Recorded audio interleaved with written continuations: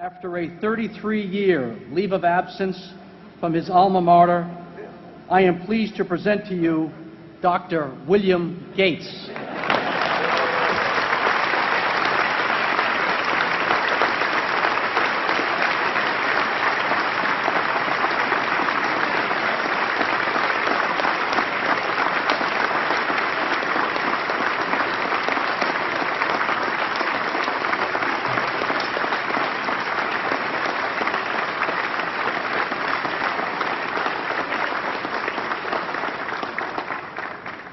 Thank you.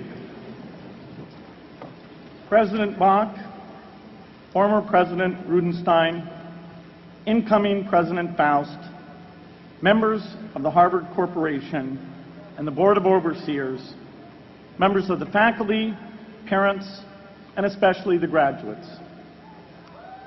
I've been waiting more than 30 years to say this.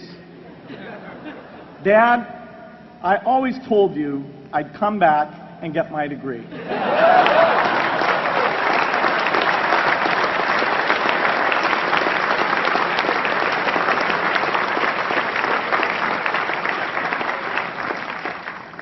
I want to thank Harvard for this honor. I'll be changing my job next year, and it will be nice to finally have a college degree on my resume. I applaud the graduates for taking a much more direct route to your degrees.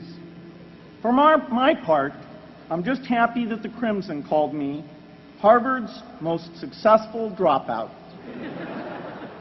I guess that makes me valedictorian of my own special class. I did the best of everyone who failed.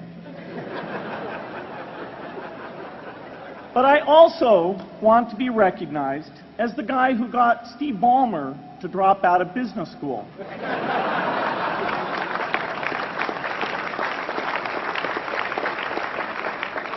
I'm a bad influence. That's why I was invited to speak at your graduation. If I'd spoken at your orientation, fewer of you might be here today.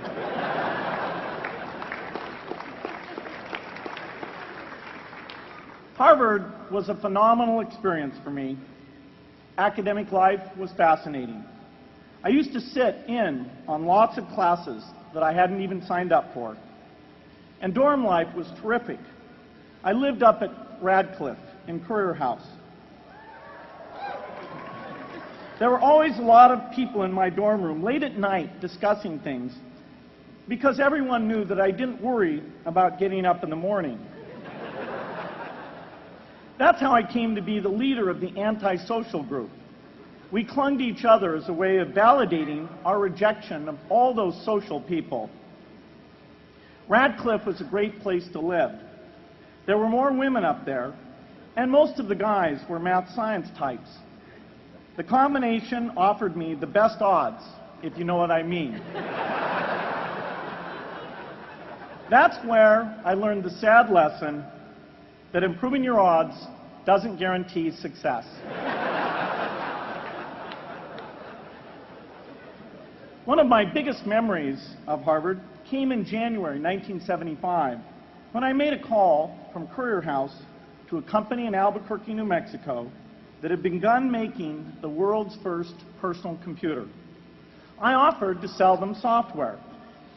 I worried they would realize I was just a student in a dorm and hang up on me. Instead, they said, "We're not quite ready. Come see us in a month," which was a good thing because we hadn't written the software yet.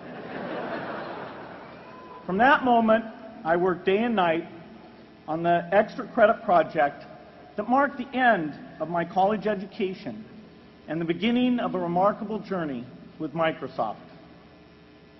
What I remember above all about Harvard was being in the midst of so much energy and intelligence. It could be exhilarating, intimidating, sometimes even discouraging, but always challenging. It was an amazing privilege, and though I left early, I was transformed by my years at Harvard, the friendships I made, and the ideas I worked on. But taking a serious look back, I do have one big regret. I left Harvard with no real awareness of the awful inequities in the world, the appalling disparities of health and wealth and opportunity that condemn millions of people to lives of despair. I learned a lot here at Harvard about new ideas in economics and politics. I got great exposure to the advances being made in the sciences. But humanity's greatest advances are not in its discoveries, but in how those discoveries are applied to reduce inequity.